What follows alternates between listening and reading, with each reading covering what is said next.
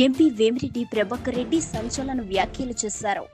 1000 మందికి ఉద్యోగాలు ఇవ్వాలనే ఉద్దేశంతో ఫ్యాక్టరీ పెట్టాలనుకుంటే లేనిపోని ఆరోపణలు చేస్తున్నారని నెల్లూరు ఎంపీ వేమిరెడ్డి ప్రభాకర్ రెడ్డి అన్నారు. నీతి నిజాయితీతో బతికే నా మీద ఏదేదో మాట్లాడుతున్నారు. నేను ఎవరికీ భయపడను. విమర్శలను తట్టుకోలేకే ఫ్యాక్టరీ నిర్మాణాన్ని ఆపేస్తున్నా. క్వార్జ్ వ్యాపారం నాకు నథింగ్. ఈ బిజినెస్ నుంచి తప్పుకుంటున్నా. ఇకపై నా గురించి మాట్లాడితే వాళ్ళ కర్మ అని ఎంపీ అన్నారు. మాటలు సో దాన్ని ఈరోజు ఇప్పుడు వరకు నేను ఒక మంచి పని చేస్తున్నాను, ఒక ఫ్యాక్టరీ పెట్టాలనే ఉద్దేశంతో ఈ క్వాడ్స్ది మన గవర్నమెంట్ రాగానే కూటమి ప్రభుత్వం ఒక ఫ్యాక్టరీ పెడతాం నెల్లూరు జిల్లాలో. మనము దాదాపు ఒక 1000 మందికి ఉపాధి కల్పించగలుగుతాం. దాదాపు ఒక 400 కోట్లు పెట్టుబడి. దానికి చాలా హోంవర్క్ కూడా చేశా.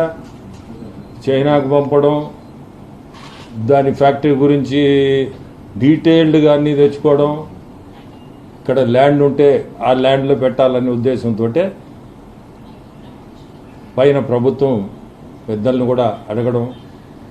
వాళ్ళు నాకు చెప్పింది ఒకటే, కూటమి ప్రభుత్వం, ముఖ్యమంత్రి కానీ లోకేష్ బాబు కానీ కూటమి ప్రభుత్వం ఇల్లీగల్ మైనింగ్ కానీ ఇటువంటి ఏది కూడా చేయకూడదు. ఫ్యాక్టరీ పెడితే మంచిదే. ఎందుకంటే ఈ క్వాడ్స్ మనది చైనాకు పంపిస్తున్నాం. చైనాలో దాన్ని ఏం చేస్తున్నారంటే హై ప్యూరిటీ క్వాడ్ శాండ్ తయారు చేసి సోలార్ ప్యానెల్స్కి క్రూజిబుల్స్ తయారు చేసేదానికి వాడుతున్నారు. అదేదో మనం ఇక్కడనే పెడితే మనం ఇక్కడ ఆ ఫ్యాక్టరీ కూడా ఇప్పుడు ఎక్కడ లేదు. ఇంకా రా మెటీరియల్ వచ్చి మనకి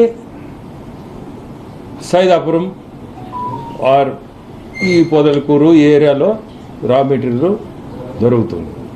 సో మనము కన్వీనియంట్గా విదౌట్ ఎనీ ఇల్లీగల్ యాక్టివిటీస్ చేయాలనే ఉద్దేశంతో హోంవర్క్ చేశాను.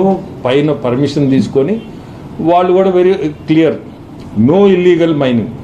ప్రభుత్వం దానికి ఒప్పుకోదు. ఎక్కడ కూడా ఇల్లీగల్ చేస్తే ఒప్పుకునే సమస్య లేదని క్లియర్ ఇన్స్ట్రక్షన్స్. దాన్ని ఫాలో అవుతూ నేను 2 కంపెనీలు పెట్టాను. ఫస్ట్ లక్ష్మి క్వాడ్స్ అనేది, దాంట్లో నేనే భాగస్తుడిని. నేను ఇంకోరు వేరే కలిసి, ఎందుకంటే ఈ నోహౌ ఇవన్నీ తీసుకురావాలంటే చైనా నుంచి పెద్ద పని ఇది.